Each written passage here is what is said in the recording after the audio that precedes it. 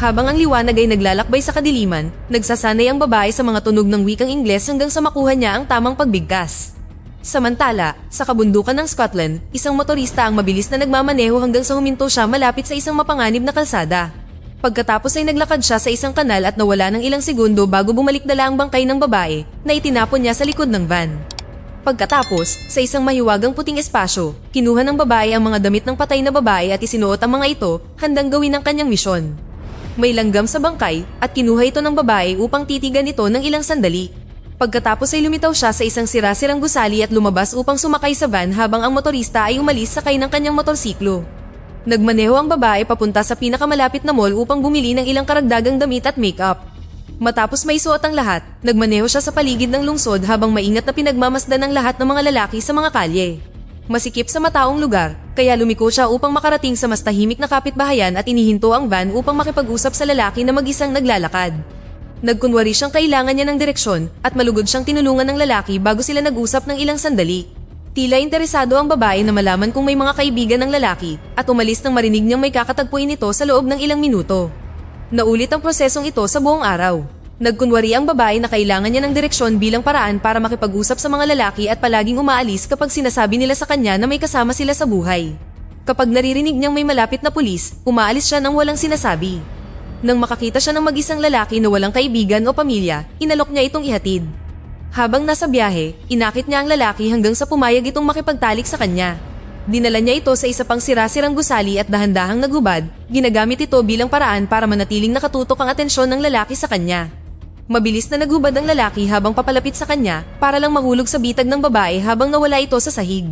Lumalabas na ang babae ay isang alien na nagpapanggap na tao para hulihin ang mga lalaki at ipadala sila sa kanyang planeta bilang pagkain. Ang babaeng patay mula pa sa simula ay isa ring hunter na alien at kinailangan siyang palitan pagkatapos ng kanyang pagkamatay. Habang tumatagal, patuloy ang babae sa paghahunting sa pamamagitan ng pagmamaneho at paghahanap ng mga lalaking akma sa kanyang pamantayan. Kalaunan, nakarating siya sa dalampasigan kung saan pinapanood niya ang mag-asawa at ang kanilang sanggol na naglalaro sa dalampasigan at isang lalaking lumalangoy ng mag-isa. Nang lumabas ito mula sa tubig, kinausap siya nito at tinanong ng mga karaniwang tanong. Naputol ang sandali ng isang sigaw. Tumalon ang babaeng pamilyado sa tubig upang subukang iligtas ang isang aso, ngunit ang malalakas na alon ay nagpapahirap sa paglangoy. Agad siyang sinundan ng kanyang asawa, ngunit nahihirapan din ito, kaya tumalon din ang bihasang manlalangoy upang tumulong. Pinanunood ng alien ang lahat ng ito mula sa kanyang kinaroroonan na walang balak na humingi ng tulong. Matapos ang maraming pagsisikap, nagawa ng bihasang manlalangoy na ibalik ang lalaki sa dalampasigan. Gayunpaman, tumakbo pabalik ang lalaki sa tubig upang hanapin ang kanyang asawa na tinangay na ng mga alon. Masyado ng pagod ang bihasang manlalangoy para tumulong muli matapos masayang ang kanyang pagsisikap at lumapit ang alien upang panoorin siya ng isang segundo. Pagkatapos ay dumampot siya ng bato at hinampas ito sa ulo para patulugin. Habang kinakaladkad ng babae ang manlalangoy sa lupa, patuloy na umiiyak ang inabandon ng sanggol, ngunit hindi ito pinansin ng alien. Kinagabihan, habang dinadala ng babae ang bangkay gamit ang kanyang van, dumating ang motorista para kunin ang lahat ng gamit ng manlalangoy. Naroon pa rin ang sanggol, umiiyak at hindi pa rin pinansin. Kalaunan sa lungsod, mas napapansin ng babae ang mga batang umiiyak sa mga hindi inaasahang lugar, tulad ng likuran ng sasakyan ng isang pamilya. Habang naghihintay siya sa traffic lights, ang mga lalaking nasa malapit ay nagsimulang sumigaw ng masama at pilyong bagay sa kanya. Nagpa siya ang alien na sundan sila hanggang sa magpark ang sasakyan malapit sa tila isang abandonadong gusali. Bumaba siya ng van para lapitan ng lalaki, ngunit kinailangan niyang bumalik nang biglang lumitaw sa malapit ang isang grupo ng mga babaeng nasasabik. Lumilitaw na ang gusali ay isa palang club. Napansin ng grupo na nag-iisa ang alien at agad siyang pinalibutan, sinabing magiging magkaibigan sila habang kinakaladkad nila siya papasok sa club. Labis na nalilito ang babae kaya hindi niya alam kung paano kikilos sa paraang tinatanggap ng tao, kaya hindi na siya lumaban. Napakaingay at siksikan ng club na ikinagulat ng babae. Sinamantala niya ang kaguluhan para iwanan ng grupo at palihim na dumaan sa karamihan hanggang sa matagpuan niya ang likurang bahagi. Dahil sa kagustuhang umalis, nagmadali siyang pumunta sa pinakamalapit na pinto, ngunit sa halip na lumabas, nakakita siya ng lounge area na may mas maraming tao. Naroon din ang lalaking mahilig makipag-usap at agad na nakipag-flirt sa kanya, kaya sumayaw siya kasama niya hanggang sa pumayag itong sumama sa kanya sa apartment. Gaya ng dati, dahan-dahan siyang naghubad para manatili ang atensyon ng lalaki sa kanya habang unti-unti itong nahuhulog sa kanyang bitag. Natagpuan ng hubad na lalaki ang kanyang sarili na lumulutang sa isang madilim na lugar at nakita ang isa sa mga naunang biktima sa malapit. Kakaiba ang hitsura ng kanyang katawan na parang nasa isang uri ng pseudo-Rosen preservation. Sinubukan nilang mag-usap, ngunit walang tunog na lumalabas sa kanilang mga bibig. Iniunat ng mga lalaki ang kanilang mga kamay at nagawang mahawakan ng daliri ng isa't isa ng ilang segundo bago lumutang palayo ang naunang biktima. Bigla, isang malakas na tunog ng pagsabog ang umalingaw-ngaw sa madilim na silid, at ang unang biktima ay sumabog na parang lobo, na iwan lamang ang kanyang kulubot na balat. Ito ay lumiit at naging isang walang hugis na masa na lumulutang lamang sa dilim para hangaan ng ibang lalaki.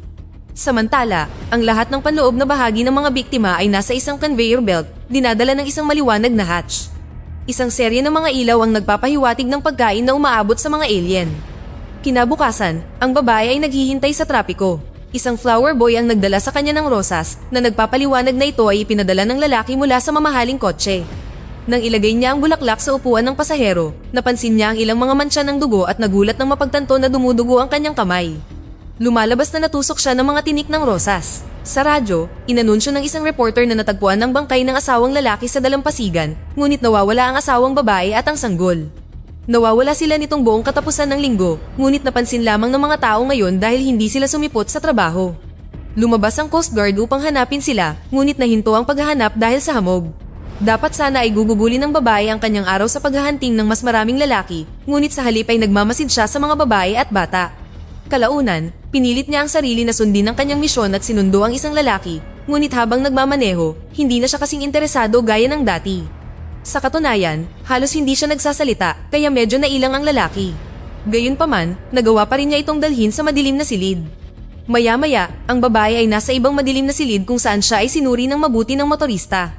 Tila naghihinala siya na nagiging masyadong tao ito, ngunit pagkatapos siyang bantayan ng ilang sandali, wala siyang napatunayan, kaya umalis siya. Pagkatapos, ang alien ay naglakad sa kalye at aksidenteng natisod. Ang kanyang pagkahulog ay nag-iwan sa kanya na nakahiga ang mukha sa bangketa. Gayunpaman, tumanggi siyang gumalaw. Kalaunan, pinalibutan siya ng mga tao at tinulungan siyang tumayo habang nagtatanong sa kanya upang suriin ang kanyang kalagayan ng pag-iisip, ngunit patuloy lamang siya sa paglalakad ng walang salita. Habang siya ay naglalakad, sinimulan niyang panoorin ng mga tao bilang mga individual sa unang pagkakataon, napansin ng lahat ng edad, lahi, at kasarian, lahat ng iba't ibang emosyon at pamumuhay. Nang gabing iyon, muling minamaneho ng babae ang van at huminto nang makita niya ang isang lalaking naglalakad ng mag-isa. Gayunpaman, hindi niya ito sinundan. Biglang may sumulpot na ibang lalaki sa bintana niya at kinausap siya, pero hindi niya ito marinig dahil sa salamin. Ibinaba niya ng kaunti ang bintana para lang marinig ang malakas na ingay ng dumadaang tren. Sa sandaling iyon, pinalibutan ng barkada ng lalaki ang van at sinimulang hampasin ang sasakyan. Isa sa kanila ang tumalon pa sa hood. Paulit-ulit nila siyang sinasabihan na lumabas, pero tinitigan lang niya ito sandali bago umalis. Ilang sandali pa, inihinto ng babae ang van nang makita niya ang isang lalaking may kapansanan sa mukha. Gaya ng dati, nagtanong siya ng direksyon at kinumbinsi itong ihatid siya. Pagkatapos, sinubukan niyang landiin ito, pero mas mahirap dahil hindi niya magamit ang mga karaniwang papuri. Sinabi niya rito na maganda ang mga kamay nito at nagtanong tungkol sa buhay nito, kaya ipinaliwanag niya na pumupunta siya sa grocery store tuwing gabi para maiwasan ang mga mapanghusgang tao na nanunuya sa kanya. Wala siyang kasama sa buhay at hindi pa siya nagkakaroon ng kasintahan, kaya hindi niya alam kung ano ang pakiramdam ng mahawakan ng may pag-iingat. Hinawakan ng alien ang kamay niya at iginiya ito para hawakan ng pisngi at leeg niya habang kinukumbinsi siyang umuwi kasama niya para mag-ibigan. Kinailangan pang kurutin ng lalaki ang kamay niya para maniwala na totoong nangyayari ito. Sa isang abandonadong gusali, iginiya ng babae ang lalaking may kapansanan patungo sa madilim na silid. Sa pagkakataong ito, may isang mahiwagang makintab na anino na nanonood sa kanila. Patuloy na nagagambala ang lalaki dito. Kaya, hinubad ng alien ang kanyang bra para manatiling nakatitig ito sa kanya. Nang tanungin niya kung nananaginip ba siya, sinabi niyang pareho silang nananaginip. Ngayong gabi, kinailangang hubarin ng babae ang lahat ng kanyang damit bago tuluyang mahulog ang lalaki sa kanyang bitag. Nakaramdam ang alien sa loob niya ng kakaibang pakiramdam sa sitwasyon. Habang palabas siya, napansin ng babae ang isang maruming salamin at hindi mapigilang tumitig sa sariling refleksyon. Natauhan lamang siya nang makarinig siya ng langaw na kumakatok sa pinto. Pagkatapos ay nabunyag na buhay pa ang lalaking may kapansanan at iniwan niya ito sa labas ng gusali bago umalis sakay ng van. Walang suot na damit, naglakad-lakad ang lalaki sa mga bukid na parang tulala. Samantala, mabilis na tinahak ng motorista ang mga kalsada sa bundok hanggang sa marating niya ang isang maliit na bayan. Huminto siya sa isang bahay at tiningnan ng sasakyan sa harap, binasag ang bintana para maabot ang mga kontrol at buksan ang trunk. Pagkatapos ay pumunta siya sa hardin kung saan natagpuan niya ang lalaking may kapansanan na umaakyat sa bakod. Pagkalipas ng ilang segundo, inilagay ng motorista ang bangkay sa trunk ng sasakyan at nagmaneho palayo. Nakita ito ng isang kapitbahay na labis na nagulat para mag-react. Kinabukasan, dumating ang babae sa isang dalampasigan na kasalukuyang natatakpan ng makapal na hamog. Habang siya ay naglilibot, narinig niya ang mga huni ng ibon at isang lalaking umaawit sa di kalayuan. Di nagtagal, iniwan niya ang hamog at naglakad sa isang kalsada sa gitna ng kawalan, iniwan ang van. Ilang sandali pa, nakaupo ang dayuhan sa isang restaurant at umorder ng isang hiwa ng chocolate cake. Sinubukan niya ito sa unang pagkakataon at agad na dumura sa pandidiri, dahilan para titigan siya ng ibang mga kliyente. Pagkatapos, bumalik siya sa kalsada para subukang umalis sa maliit na bayan sa bundok na ito, ngunit sinabi sa kanya ng isang lalaki na malapit nang dumating ang bus, kaya nagpasya siyang umupo at maghintay. Kalaunan sa bus, patuloy na sinusubukan ng driver na makipag-usap sa kanya, ngunit hindi siya pinansin ng babae. Isang pasahero ang nagtanong sa kanya at sinabihan siya ng driver na hayaan siya, ngunit sinabi ng babae na kailangan niya ng tulong. Sabay silang bumaba ng bus at ibinigay ng lalaki ang kanyang jacket bago sila pumasok sa grocery store. Pagkatapos bumili ng ilang gamit, pumunta sila sa bahay nito at alam ng babae na pinapanood siya ng mga kapitbahay. Nagluto ang lalaki ng tanghalian para sa kanilang dalawa at pinanood ng comedy show sa TV. Hindi ginagalaw ng babae ang kanyang pagkain at nalilito sa humor, kaya hindi siya tumatawa. Habang naghuhugas ng pinggan, nakinig ang lalaki ng musika sa radyo at gumagalaw ang kanyang katawan kasabay ng ritmo.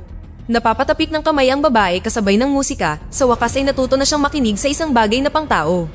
Nang oras na para matulog, binigyan siya ng lalaki ng tsaa at heater, naiwan siyang mag-isa sa guest room. Hinubad ng alien ang kanyang damit at tinitigan ng kanyang katawan sa salamin na tila napansin ng mga detalye sa unang pagkakataon. Samantala, natagpuan ng motorista ang maruming salamin sa abandonadong bahay. Pagkatapos, tinipon niya ang kanyang pangkat at ibinahagi ang impormasyon, kaya naghiwalay sila sa iba't ibang direksyon upang simulan ng paghahanap. Kinaumagahan, naglakad-lakad ang babae at ang lalaki. Nang makasalubong nila ang isang malalim na putikan, binuhat niya ito bago tumawid. Sunod, binisita nila ang mga guho ng isang lumang kastilyo at ang alien ay nabigla sa taas. Tinulungan siya ng lalaki na bumaba sa hagdan na may mabubuting salita, ginagabayan siya sa bawat baitang hanggang sa makarating sila sa ibaba. Pagbalik sa bahay, ipinikit ng babae ang kanyang mga mata at hinayaan siyang halikan ng lalaki. Naging mabilis ang bagay-bagay at di nagtagal ay narating nila ang kama. Gayunpaman, nang subukang pumasok ang lalaki, hindi niya mahanap ang daan. Hinawakan ng alien ang kanyang singit at nalito sa kanyang nakita, kaya kumuha siya ng lampara upang mas matingnan. Lumilitaw na wala siyang anumang butas dahil ang katawan ng tao ay halos isang damit lamang. Dahil sa pagkaunawa na hindi siya kailanman magkakaroon ng ganap na karanasan bilang tao, nagbihis ang babae at tumakbo palayo sa ulanan. Sa kakahuyan, nakasalubong niya ang isang forest ranger na nagsabing naiintindihan nito ang pangangailangang mag-isa, ngunit binalaan din siya nito na madaling maligaw dito. Matapos maglakad ng ilang sandali, nakakita siya ng isang kubo na bato na ginawa para sa mga hiker upang sumilong. Pumasok siya sa loob at tinitigan ng apuyan na natatakpan ng itim na uling. Pagkatapos, isinara niya ang zipper ng kanyang Amerikana at sumiksik sa isang sulok upang umidlip. Maya-maya, nagising ang babae at nakitang hinihipo siya ng ranger nang walang pahintulot. Agad niya itong itinulak at tumakbo palayo, palaging tumitingin sa kanyang likuran upang matiyak na hindi siya sinusundan. Sa kakahuyan, nagtago siya sa likod ng isang malaking puno at naghintay hanggang sa matiyak niyang walang darating. Pagkatapos ay tumakbo siya sa pinakamalapit na kalsada at nakakita ng truck, kaya sumakay siya sa driver's seat. Sa sandaling iyon, lumitaw ang ranger sa kalsada at desperadong bumusina ang babae upang humingi ng tulong, ngunit walang sumusulpot. Wala siyang ibang pagpipilian kundi ang tumakbo muli. Kaya, ngayon ay hinahabol siya ng ranger sa kagubatan. Sa loob lamang ng ilang minuto, nagawa niya itong mahuli at ihagis sa lupa. Habang nakaupo siya sa kandungan nito at nagsimulang maghubad ng damit, patuloy na lumalaban ang babae. Matapos ang maraming pagpupumiglas, nagawa nitong makatakas mula sa pagkakahawak nito at gulat na nakatitig ang lalaki sa mga kamay nito bago tumingin sa kanya. Napunit ang damit nito ng marahas kaya natuklap din ang balat ng kanyang balat kayo. Tumakbo palayo ang ranger sa takot habang ang alien ay naglalakad na nahihilo at nasasaktan. Kalaunan, bumagsak ang alien at walang nagawa kundi tanggalin ang sirang kasuotan. Inilagay niya ang ulo sa kanyang kandungan at tinitigan ng mga kumikislap na mata, tinanggap ang katotohanan na hindi na siya kailanman magiging tao. Bigla, bumalik ang ranger at binuhusan siya ng gasolina. Sinubukan ng alien na lumayo, ngunit huli na ang lahat. Naghagis ang lalaki ng posporo at sinunog siya. Patuloy na tumatakbo ang babae hanggang sa tuluyan siyang bumagsak at namatay. Nanunood ang motorista mula sa tuktok ng bundok habang ang kanyang katawan ay naging abo lamang na naglabas ng napakadilim na usok sa kalangitan. Dito na nagtatapos ang ating kwento. Sana ay nagustuhan nyo. Mag-subscribe na kung hindi ka pa nakasubscribe, pindutin na rin ang notification bell at like button upang matulungan ang channel at mag-iwan na rin ng komento. Maraming salamat sa panonood.